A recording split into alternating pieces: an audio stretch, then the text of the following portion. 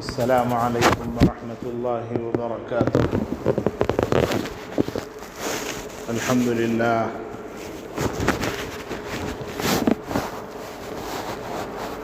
للہ کفی وسلام علی عبادہ الذین اصطفی، اما بعد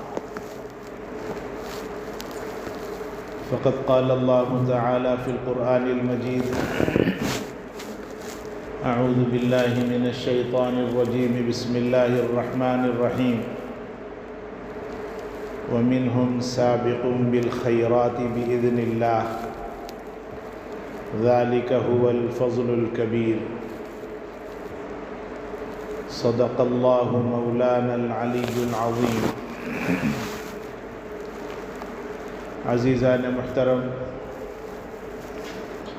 قابل قدر اور لائق احترام بزرگوں، دوستوں اور دینی بھائیوں، جیسا کہ آپ حضرات اس بات سے اچھی طرح واقف ہیں کہ رجب المرجب کا مہینہ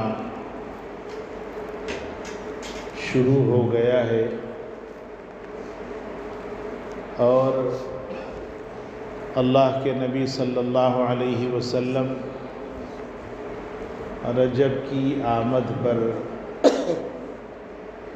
بہت اہتمام فرماتے تھے، چاند دیکھنے کا بھی، اور پھر رجب اور شعبان کے مہینے میں برکت کے لیے اللہ تعالیٰ سے عاجزی اور انکساری کے ساتھ مانگا بھی کرتے تھے۔ حضور صلی اللہ علیہ وسلم مستقل عبادت کرتے رہے، کوئی لمحہ اور کوئی وقت ایسا نہیں گزرتا تھا جس میں اللہ کے نبی صلی اللہ علیہ وسلم اللہ تعالیٰ سے غافل رہے ہوں۔ ہمیشہ فکر رہتی تھی اللہ تعالیٰ کو منانے کی، اللہ کی عبادت کی، ان کاموں میں مستقل مشغول رہتے تھے جن کاموں سے اللہ تعالیٰ خوش ہوتے ہیں، اور ان کاموں سے اللہ کے نبی صلی اللہ علیہ وسلم دور رہتے تھے جن کاموں سے رب ذوالجلال کو ناراضگی اور ناگواری ہوتی ہو۔ رسول اکرم صلی اللہ علیہ وسلم گھریلو کام کر لیتے ہوئے معاشرتی کام کرتے ہوئے لوگوں کے لیے خیر خواہ اور ہمدرد بنے رہتے ہوئے اپنے دین کی فکر کرتے تھے۔ بہت سارے لوگ جو دین سے دور ہیں، نمازیں نہیں پڑھتے یا کچھ ملت کے کام کر لیتے ہیں، وہ یوں کہتے ہیں کہ صاحب ملت کی بھلائی کے کام ہی ہم لوگ کر رہے ہیں۔ یاد رکھیں، پہلے اپنے دین کی فکر، پھر دوسروں کی فکر، یہ ہے اصل کمال۔ خود اپنے دین کی فکر نہ کر کے دوسروں کے لیے ہمدردی کے کوئی کام کر رہے ہوں آپ، وہ کام آپ کی نجات کے لیے کافی نہیں ہو سکتے۔ بہت سارے لوگ سیاسی کام کر رہے ہیں، بہت سارے لوگ ملی کام کر رہے ہیں، یعنی ملت کی بھلائی والے کام کر رہے ہیں، اور بہت سارے لوگ ملت کی فلاح والے، جس سے مسلمان مردوں کو اور مسلمان عورتوں کو فائدہ ہو جائے، ایسے کام کر رہے ہیں۔ نماز کے وقت میں ان کی نماز نہیں ہوتی، اور کبھی ان سے ذکر کیا جاتا ہے تو یوں کہتے ہیں کہ صاحب ملت کے کاموں میں ایسے مگن اور مصروف ہو جاتے ہیں کہ نماز کا وقت ہی نہیں ملتا۔ ان کے لیے نمونہ ہیں اللہ کے نبی صلی اللہ علیہ وسلم۔ حضور صلی اللہ علیہ وسلم ملت کی ہمدردی اور امت کی فلاح اور بہبود کی، ہر انسان کو فائدہ پہنچ جائے، مسلمان ہے یا نہیں اس سے کوئی مطلب نہیں، ان کاموں کو کرنے کے ساتھ ساتھ اپنے دین کی بھی اللہ کے نبی صلی اللہ علیہ وسلم فکر فرمایا کرتے تھے۔ رات میں اللہ کی طرف متوجہ ہو جاتے تھے، تہجد کا وقت ہے، عبادت کا وقت ہے، دعاؤں کا وقت ہے، اس میں اللہ کی طرف پورے یکسوئی کے ساتھ۔ اور جب دن ہو جاتا یعنی صبح ہو جاتی تو پھر نماز کے اوقات میں نماز، گھر میں گھر والوں کو جو وقت دینا ہے وہ وقت دینے کے ساتھ ساتھ ملت کے اور امت کے کام کیا کرتے تھے۔ اس لیے جو لوگ یہ کہتے ہیں کہ صاحب ملت کے کاموں میں وقت نہیں ملتا، وہ اپنی آخرت سے غافل ہیں، اور غافل کا کوئی مددگار نہ دنیا میں ہے اور نہ کوئی آخرت میں مددگار ہوگا۔ سال میں 12 مہینے آتے ہیں، 12 میں سے 9 مہینے حضور صلی اللہ علیہ وسلم کی عبادت کا انداز الگ، 2 مہینے کی عبادت کا انداز الگ، 1 مہینے کی عبادت کا انداز بالکل الگ۔ یاد رکھیں یہ موٹا انداز ہے بالکل۔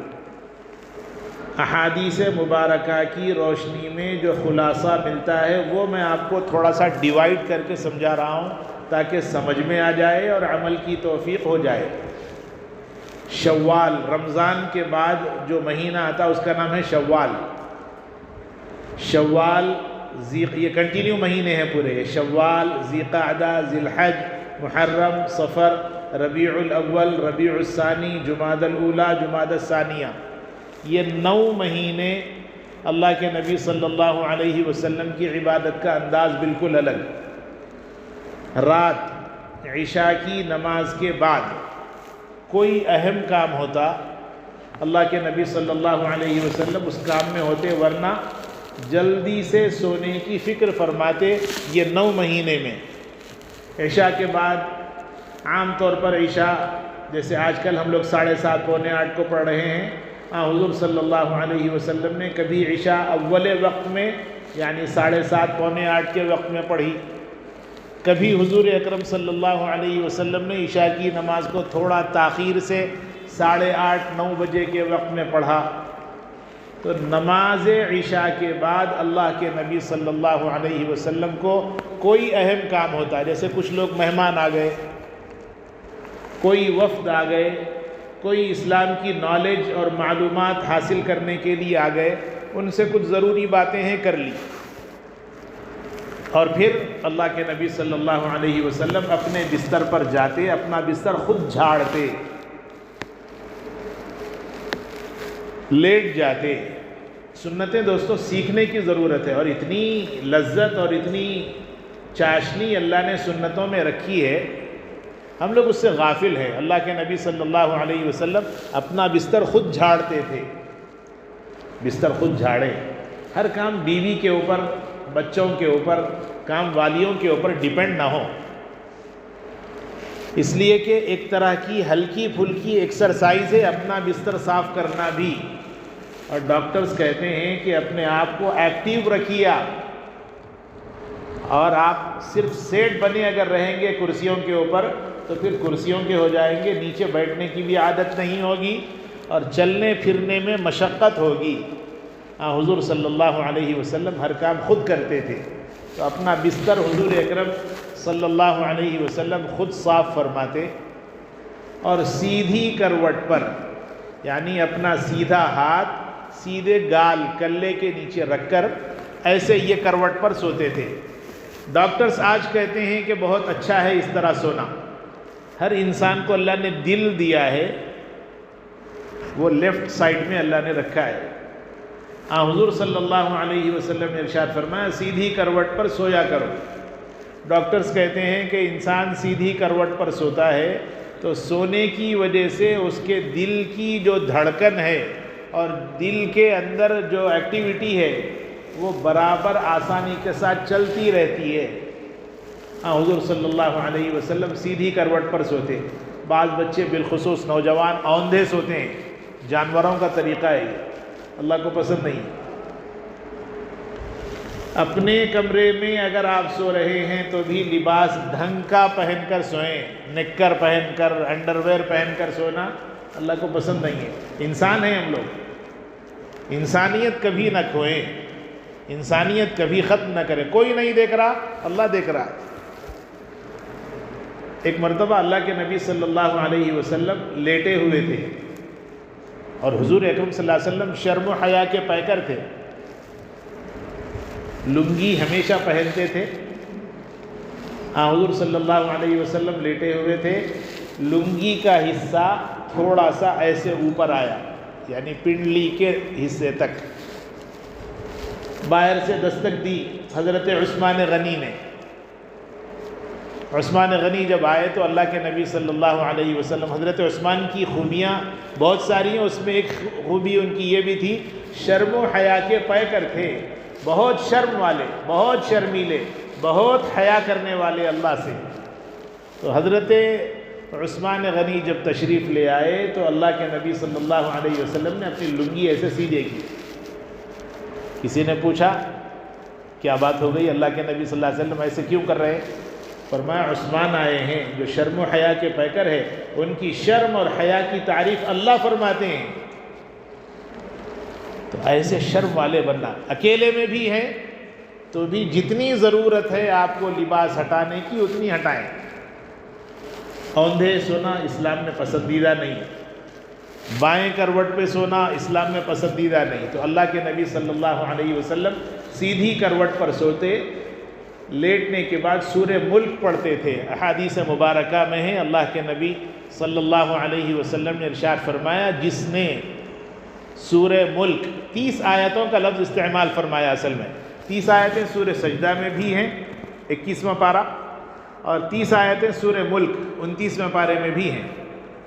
اچھا ہے دونوں صورتیں 10 منٹ میں دونوں صورتیں آرام سے پڑھ سکتے ہیں. دونوں صورتیں کسی وجہ سے نہیں پڑھ سکتے تو سورہ ملک 29ویں پارے کی جو پہلی صورت ہے وہ ایک صورت رات میں عشاء کے بعد سوتے وقت میں پڑھنے کا معمول بنا لیجئے. عذاب قبر سے اللہ تعالیٰ اپنے فضل سے محفوظ فرما دیں گے. بہت آسان آسان نسخے اسلام میں اللہ نے رکھے ہیں. ہم لوگ زندگی میں کچھ کرتے نہیں، مرنے کے بعد اب پریشان ہیں قبر میں کیا ہو رہا ہے کہ کیا ہے. کچھ کر کے گئے تو بچتے. اس لیے حضور صلی اللہ علیہ وسلم کی سنت سمجھ کر، سنت کا ثواب الگ ملے گا اور سورہ ملک پڑھنے کی وجہ سے اس کی برکتیں عذاب قبر سے بچانے میں اللہ تعالیٰ کی طرف سے ملتی رہے گی. تو حضور صلی اللہ علیہ وسلم عشاء کے بعد سورہ ملک پڑھتے اور اس کے بعد سو جاتے.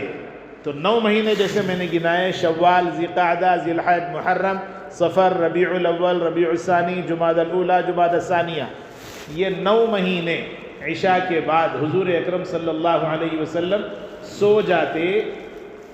پوری رات کے 3 حصے اگر کیے جائیں، مان لیجئے 10 بجے رات شروع ہو رہی ہے آج کل کے حساب سے، اور فجر 6:05، 6:10، 6:15، اس حساب سے 10 بجے سے 6 بجے تک، یعنی 8 گھنٹے کی رات ہے. یا اس رات کو 8 گھنٹے کو ڈیوائیڈ کیجئے 3 حصوں میں، تقریباً 4.5 پونے 5 گھنٹے بنیں گے 2 حصے، 2-2.5 گھنٹے بنیں گے 1 حصہ. اللہ کے نبی صلی اللہ علیہ وسلم کا معمول یہ 9 مہینے میں رات کے 2 حصے سوتے تھے، 1 حصہ عبادت کرتے تھے. بہت آسان آسان فارمولہ ہے. رات کے 2 حصے آرام اور 1 حصہ عبادت. یعنی مان لیجیے آج کل کے حساب سے رسول اکرم صلی اللہ علیہ وسلم 3:30 کے بعد 3:45 کے آس پاس میں اٹھتے، طہارت وغیرہ سے فارغ ہوتے، وضو فرماتے، اور اللہ کے نبی صلی اللہ علیہ وسلم لمبی لمبی رکعتیں پڑھتے. کتنی لمبی؟ ہم لوگ تو انا اعطینا قل هو اللہ احد پہ ختم کر دیتے ہیں. اللہ کے نبی صلی اللہ علیہ وسلم کی ایک ایک رکعت میں بعض مرتبہ پوری سورہ بقرہ 2.5 پارے کی سورت پڑھتے تھے اکیلے.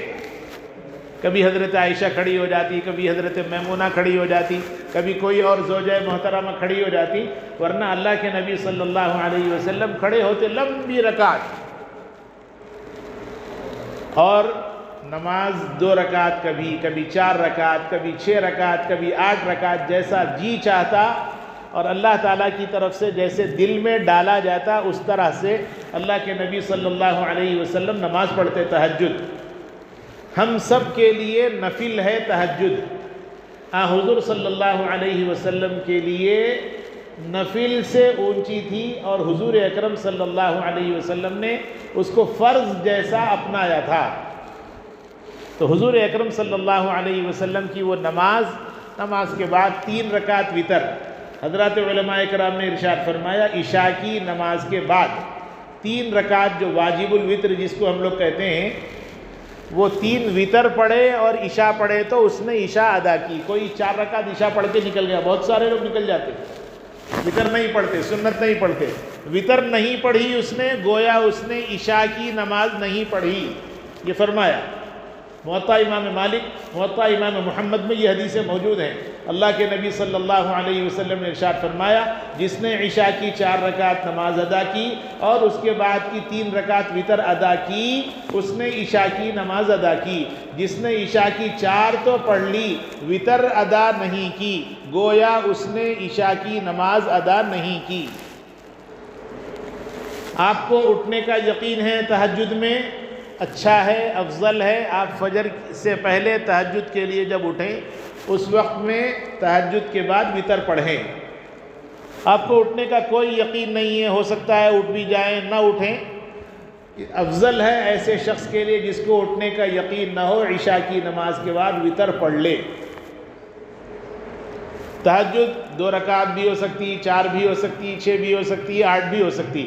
اللہ کے نبی صلی اللہ علیہ وسلم عام طور پر 8 رکعت پڑھتے تھے اور 3 وتر پڑھتے تھے. اس کے بعد اللہ کے سامنے عاجزی کے ساتھ مانگتے تھے، اور اللہ کا یہ وعدہ ہے تم جو مانگو ضرور دوں گا. تتجافا جنوبہم عن المضاجع یدعون ربہم خوفا وطمعا. جو مانگو گے، مانگنے والا اپنی حیثیت سے مانگتا. فقیر مسجد کے پاس کسی جگہ مانگتا ہے تو 5-10 روپیے مانگتا ہے. یہ الگ بات ہے، ہم لوگ کنجوس ہیں اس لیے دیتے نہیں، ورنہ اللہ کی شان کیا ہے؟ اللہ اپنی شان سے دیتے ہیں. ہم تھوڑا مانگتے ہیں، اللہ بہت کچھ دے دیتے ہیں. ہم صحت مانگتے ہیں تھوڑی سی، جیسے پیٹ میں درد ہو، اللہ میاں پیٹ کا درد کم کر دیجیے. صرف پیٹ کا درد نہیں کرتے، پوری باڈی کا درد اللہ تعالیٰ اپنے فضل سے کم کر دیتے ہیں. تو مانگنے والا اپنی حیثیت سے مانگتا اور دینے والا اپنی شان کریمی سے دیتا ہے، اس لیے اس کے سامنے عاجزی سے مانگنا. حضور صلی اللہ علیہ وسلم 9 مہینے جو معمول تھا حضور اکرم صلی اللہ علیہ وسلم کا، رات کے 2 حصے آرام، 1 حصہ عبادت. رجب آ جاتا تو پھر حضور اکرم صلی اللہ علیہ وسلم کے معمولات بدل جاتے. رجب المرجب کی آمد سے پہلے حضور اکرم صلی اللہ علیہ وسلم سارے کاموں سے اپنے آپ کو فارغ کر لیتے، یہاں تک کہ رجب کی آمد سے پہلے اہتمام فرماتے. لوگوں سے کہتے رجب شروع ہونے والا ہے، رجب شروع ہونے والا ہے. اور جب رجب آ جاتا چاند دیکھنے کا اہتمام فرماتے. چاند دیکھتے تو دعا فرماتے اللہم اہلہ علینا بالیمن والایمان والسلامت والاسلام والتوفیق لما تحب وترضى ربی وربک اللہ. اللہ یہ جو چاند آنے والا ہے، یہ چاند ہمارے لیے امن کا، سلامتی کا، اور ہمارے لیے فائدے والا، ہمارے اسلام کی حفاظت والا، اور ہمارے لیے بہت سارے خیر کے پیغام کو لانے والا ہے. اللہ اسے فیصلے فرمائیے اور ایسے کاموں کی توفیق عطا فرمائیے جن کاموں سے آپ راضی ہو جائیں، اور ان کاموں سے بچا لیجئے جن کاموں سے آپ ناراض ہوتے ہوں. یہ دعا کون کر رہے ہیں؟ اللہ کے نبی صلی اللہ علیہ وسلم. ہم لوگوں کو بھی سنت سمجھ کر معمول بنا لینا چاہیے. اتفاق یہ ہے کہ رجب اب شروع ہو گیا، وہ کام تو چلے گیا. رجب شروع ہونے کے بعد حضور اکرم صلی اللہ علیہ وسلم جو اہتمام فرماتے وہ ہے اللہم بارک لنا فی رجب و شعبان. یہ دعا پڑھتے تھے ہمیشہ، اے اللہ یہ رجب کا مہینہ اور اس کے بعد آنے والا شعبان کا مہینہ، یہ 2 مہینے اللہ کسی طرح گزار دیجیے۔ میچز ہوتے ہیں فٹ بال کے، کرکٹ کے، تو ناک آؤٹ جو راؤنڈ ہوتا ہے اس سے پہلے 1 جیتے 1 ہارے، 2 جیتے 1 ہارے چلتا۔ ناک آؤٹ مرحلے میں جب آ جاتے ہیں تو جیتے ہی جیتے جانا ہے، جو ہاریں گے باہر نکلنا ہوگا۔ تو اب یہ 9 مہینے پورے ہمارے ایسے تھے جس میں جیتے ہارے، عبادت کرے نہیں کرے کوئی زیادہ مسئلہ نہیں تھا۔ اب اے اللہ رجب آ گیا، سیمی فائنل بالکل قریب تک آ گئے اللہ، یہ رجب کا مہینہ، یہ شعبان، اس کے بعد آنے والا بہت ساری رحمتوں کا، برکتوں کا اور آپ کی طرف سے فیاضی کا معاملہ ہوتا ہے۔ اے اللہ یہ مہینوں میں برکت ڈال دیجئے تاکہ ہم صحت کے ساتھ، سلامتی کے ساتھ، عافیت کے ساتھ، بہت ساری ذہنی الجھنوں سے آزاد ہو کر اے اللہ تیری عبادت کرتے رہیں۔ اور اللہ یہ 2 مہینے ہمارے صحت عافیت سے گزر جائیں۔ وَبَلِّغْنَا رمضان، اس کے بعد جو برکتوں والا، رحمتوں والا، خیر کی بارش کو برسانے والا جو مہینہ ہے، اے اللہ وہ مہینے میں ہم کو جانے کا، زندہ رہنے کا موقع عطا فرما، تاکہ آپ بہت سارے مردوں کو، بہت ساری عورتوں کو، ڈھیر سارے لوگوں کو، گنہگاروں کو آپ معاف فرماتے ہیں۔ اس مہینے میں اے اللہ ہماری انٹری دے دیجئے اور کسی طرح بہت سارے لوگوں کی مغفرت فرماتے ہیں۔ اس مغفرت والے مہینے میں اے اللہ ہماری بھی مغفرت فرما دیجئے۔ یہ دعا اللہ کے نبی صلی اللہ علیہ وسلم فرماتے تھے، ہم بھی معمول بنا لیں، اب سے ہی معمول بنائیں، آج سے ہی۔ اللہم بارک لنا فی رجب و شعبان، اے اللہ رجب کے مہینے میں، شعبان کے مہینے میں برکت ڈال دیجئے۔ وبلغنا رمضان، اور کسی طرح اے اللہ رمضان کا مہینہ ہم کو عطا فرما دیجئے۔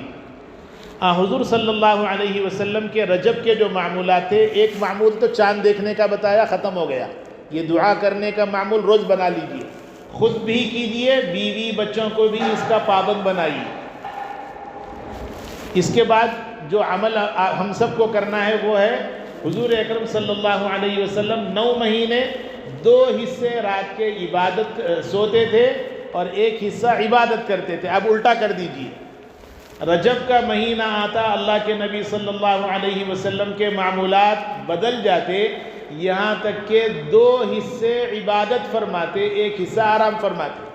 مان لیجئے 10 بجے اگر رات شروع ہو رہی ہے تو 10 سے 12:30 1 بجے رات تک سوتے اور اس کے بعد اٹھ جاتے، اللہ کے سامنے مناجات، عاجزی کرتے۔ بعض مرتبہ لوگوں کے ذہن میں یہ سوال آتا ہے، اتنی دیر کیا کرتے، کیا بات کرنا اللہ سے؟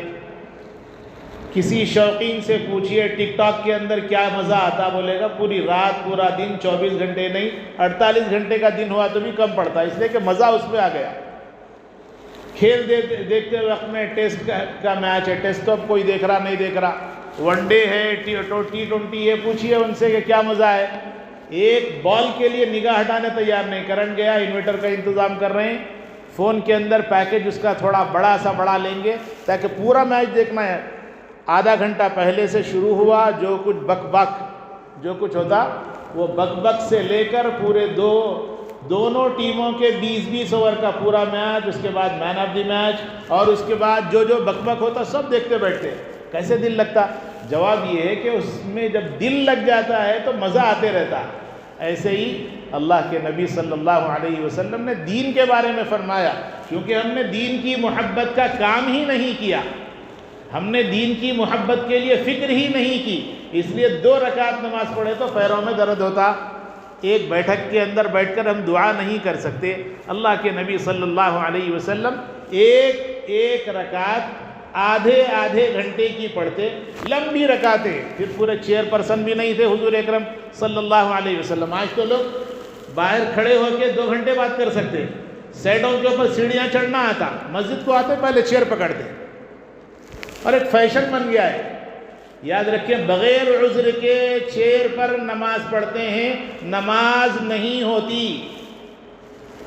کہنے کو آپ کہہ رہے ہیں میں نماز کو گیا تھا مگر نماز نہیں ہوتی، اس لیے کہ نماز کے لیے جو شرائط ہیں اس میں ایک شرط ہے قیام، کھڑے ہونا شرط ہے۔ یہ آپ آگئے، چلتے ہوئے آئے، کھڑے ہونے کے لیے ہمت ہے، سائڈ پہ گئے، 2 منزلہ 3 منزلہ بلڈنگ آپ کی بن رہی ہے، اس بلڈنگ کے سیڑھیاں چڑھ کے جا رہے، پکنک کے لیے نمائش کو نکل گئے، پوری نمائش گھومنے کے لیے وقت ہے، اور مسجد کو آ گئے تو چیئر پکڑ لے کے بیٹھ گئے، یاد رکھیں نماز نہیں ہوتی۔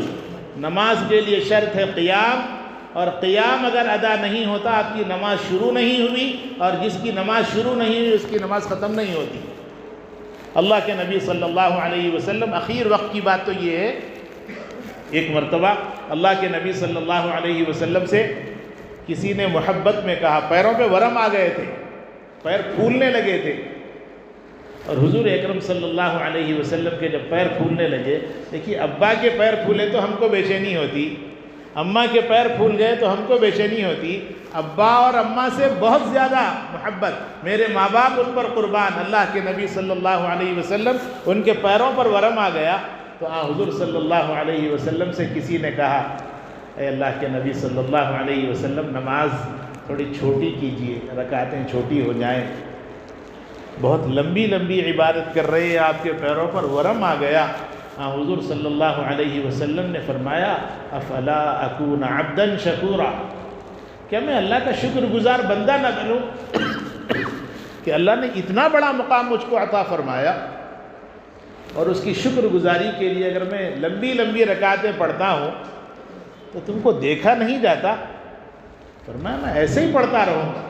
اللہ کے نبی صلی اللہ علیہ وسلم مسلسل عبادت کرتے تھے ایسے ہی، اس لیے یاد رکھیں عبادت میں دل لگائیں، اور عبادت میں دل لگانے کے لیے زبان پر ذکر اللہ کی عادت ہونا، الا بذکر اللہ تطمئن القلوب، ہر چیز کا حل اللہ نے قرآن میں رکھا۔ ہم لوگ قرآن پڑھتے نہیں ہیں، اس لیے کچھ معلومات ہی نہیں ہے ہم کو، دنیا بھر کی نالج ہمارے پاس ہے، قرآن کی کوئی نالج نہیں ہے، 30 پارے ہیں بول دیے بس ختم، خاموش ہو گئے، ورنہ قرآن کے اندر اللہ نے اتنے اعجاز اور قرآن کے اندر اتنی خوبیاں رکھی ہیں۔ تیرنے والے سے پوچھئے، سوئمنگ پول میں اس کو مزہ نہیں آتا، بولی میں تیرنے کا مزہ الگ ہوتا، جس نے سیکھا ہی نہیں وہ سوئمنگ پول میں کسی کنارے میں ڈنڈے کو پکڑ کر پیر مار کے بولتا ہم لوگ تیر کے آئے، وہ تیرنا بھی کیا تیرنا ہے، جو بولی میں تیرا ہوا اس سے پوچھئے۔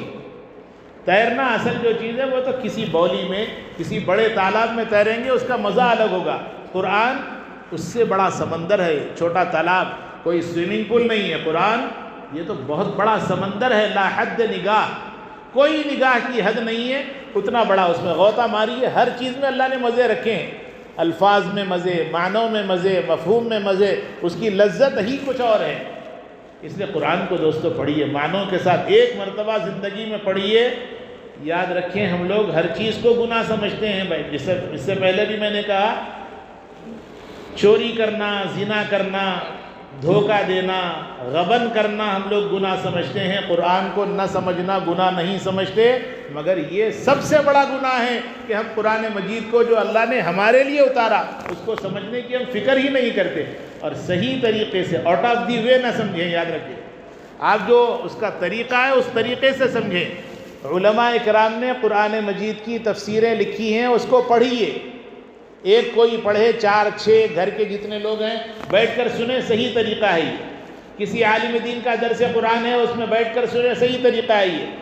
آپ اپنے طور پر قرآن کھول کر بیٹھ گئے، میری رائے یہ ہے، آپ کی رائے کیا ہے، اگر پوچھیں گے وہ طریقہ صحیح طریقہ نہیں ہے، بھٹکنے کے امکانات ہیں۔ اور یاد رکھیں قرآن یضل بہ کثیرا ویہدی بہ کثیرا، اللہ نے فرمایا قرآن سے بہت سارے لوگ گمراہ ہوئے اور قرآن سے بہت سارے لوگ ہدایت یافتہ اور راستے کے اوپر آ گئے۔ اس لیے راستے پر آنے کے لیے یاد رکھیں قرآن کو سمجھیں، اور قرآن میں اللہ نے بہت ساری خوبیاں رکھی ہیں، اللہ کے نبی صلی اللہ علیہ وسلم نے سمجھایا صحابہ کو، اس لیے قرآن مجید کو سیکھنے کا معمول بنائیں۔ تو رجب کے اندر جو کام ہم کو کرنے ہیں وہ ایک کام یہ ہے کہ رات میں اب سونا کچھ کم کیجئے، سوتے رہے، زندگی رہی سوتے رہیں گے، مر گئے تو قبر میں سونا ہی سونا ہے، اس لیے کچھ رات اللہ کے لیے اٹھیں، عاجزی کا اظہار کریں، منت سماجت کریں، منائیں، اللہ سے کہیں اے اللہ آپ نے یہ موقع دے دیا، پھر دوبارہ موقع ملے گا نہیں ملے گا، اے اللہ اپنا فضل فرما کر مجھے عبادت کا شوق نصیب فرمائیے، اور مجھے عبادت کی توفیق نصیب فرمائیے، عبادت کی لذت اور عبادت کے اندر جو مزہ اور چاشنی آپ نے رکھی ہے اے اللہ وہ چاشنی نصیب فرمائیے، خوب عبادت کیجیے۔ رجب کے مہینے میں بدعات و خرافات بھی ہوتے ہیں، رجب کے مہینے میں 22 رجب کو بہت سارے گھروں میں کنڈے کی ایک رسم کی جاتی ہے، کھیر پوریاں بنائی جاتی ہیں۔ اسلام سے اس کا کوئی تعلق نہیں ہے، شیعہ لوگوں نے وہ کام شروع کیا تھا، چلتے چلتے سنی گھروں میں آ گیا، یہاں تک کہ لوگ سب کر رہے ہیں، کھا رہے ہیں، پی رہے، امام صاحب نہیں روکتے یا مؤذن صاحب نہیں روکتے، کیوں؟ اس لیے کہ ان کو کھانے کو مل گیا۔ یاد رکھیں، جو طریقہ غلط ہے وہ غلط ہے، جو طریقہ صحیح ہے وہ صحیح ہے۔ اللہ کے نبی صلی اللہ علیہ وسلم کا طریقہ سب سے بہترین طریقہ، خیر الہدی ہدی محمد صلی اللہ علیہ وسلم، سب سے بہترین جو طریقہ ہے وہ حضور صلی اللہ علیہ وسلم کا۔ وَشَرَّ الْأُمُورِ مُحْدَثَاتُهَا وَكُلَّ مُحْدَثَةٍ بِدْعَةٍ وَكُلَّ بِدْعَةٍ ضَلَالَةٍ وَكُلَّ ضَلَالَةٍ فِي النَّارِ، اور سب سے خراب کوئی بات ہے وہ دین میں کوئی نئی بات ایجاد کرنا ہے۔ حضرت امام جعفر صادق کی طرف منسوب کر کے 22 رجب کو کنڈے بنانے کا سلسلہ شیعہ لوگوں نے ایک زمانے میں شروع کیا تھا، چلتا رہا، یہاں تک کہ اب سنیوں کے گھروں کے اندر بھی یہ عمل کیا جا رہا ہے۔ یاد رکھیں، کھیر بنانے سے اسلام منع نہیں کرتا، پوریاں بنانے سے منع نہیں کرتا، مگر ٹائم غلط ہے، وہ غلط ٹائم کے اوپر آپ جو کام ہے 22 رجب 20 رجب سے 25 رجب تک کوئی کام نہ کیجیے، باقی کیا کھاتے کھائیے، کیا پیتے پیجیے، شکر اللہ کا ادا کرتے ہوئے کیجیے، کھانا بھی ثواب ہے، پینا بھی ثواب ہے۔ حدیث شریف میں ہے، اللہ کے نبی صلی اللہ علیہ وسلم نے ارشاد فرمایا، اللہ کا شکر ادا کرتے ہوئے کھانے والا بندہ اللہ کی نظر میں کھانے کے بعد بھی روزے کا ثواب حاصل کرتا ہے۔ اور سونے والے کے لیے فرمایا کہ کوئی اللہ کا نام لے کر سوتا اور اللہ کا نام لے کر اٹھتا ہے، فرمایا سونا بھی اس کے لیے عبادت ہو جائے گا۔ ہم لوگ صرف نیتیں بدلیں۔ نیت کیا؟ نیت میں اپنے رب کی رضا کے لیے کام کروں گا، اللہ جو فرمائے ضرور کروں گا، جس سے اللہ نے منع فرمایا اس سے بہرحال اپنے آپ کو بچائے رکھوں گا۔ یاد رکھیے، رجب کا مہینہ بہت برکتوں کے ساتھ آیا ہے، موقع بہت غنیمت ہے۔ کتنے لوگ ایسے ہیں جو سال گزشتہ ہمارے ساتھ رجب میں تھے، اب اللہ کو پیارے ہو گئے، نہیں معلوم پھر رجب آئے گا اس وقت ہم رہیں گے نہ رہیں گے۔ موقع غنیمت ہے، چانس اللہ نے دیا ہے، اس سے فائدہ اٹھانے کی ضرورت ہے۔ اپنے روٹین کو چینج کریں، کچھ وقت نکالیں، وقت پر سوئیں، اول وقت صبح اٹھیں، اللہ کے سامنے عاجزی انکساری کا معاملہ کریں۔ یقین جانیے، بندہ ایک قدم اللہ کی طرف بڑھاتا، اللہ 10 قدم آگے بڑھاتے۔ حدیث شریف ہے، مسلم شریف کی روایت ہے، اللہ کے نبی صلی اللہ علیہ وسلم نے ارشاد فرمایا، بندہ ایک قدم آگے بڑھاتا اللہ کی طرف، اللہ اس کی طرف 10 قدم آگے بڑھتے، اور بندہ 10 قدم آگے بڑھتا ہے اللہ کی طرف، یعنی اللہ کو منا لوں گا، عاجزی کر لوں گا، نماز کو جاؤں گا، تو اللہ تعالیٰ اس کے لیے 100 قدم آگے بڑھتے ہیں مغفرت کرنے کے لیے۔